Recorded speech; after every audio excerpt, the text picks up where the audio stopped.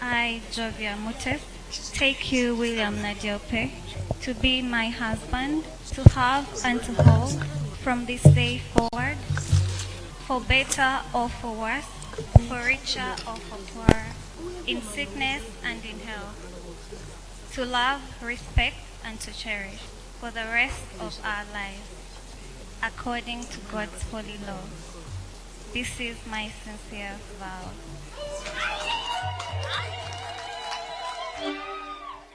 Jovia Mutesi, I give you this ring as a sign of our marriage.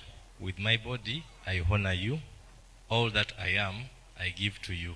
All that I have, I share with you.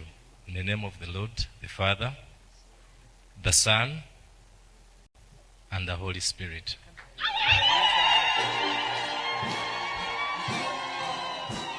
I pronounce that they are now legally and in accordance with the word of God, they are husband and wife.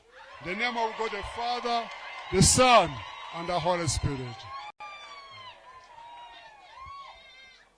Katonda kyeyagatta wamu tewabanga muntu yenna akyawukanya.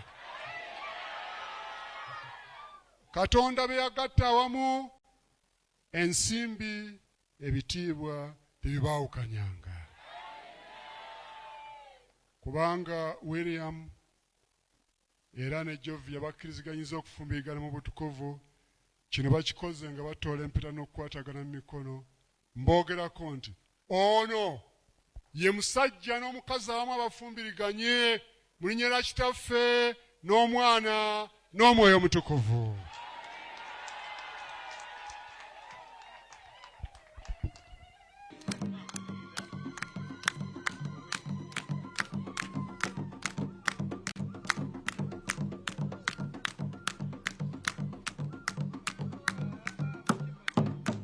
Download the app on App Store or Google Play Store now. Vision Digital Experience, the future of media.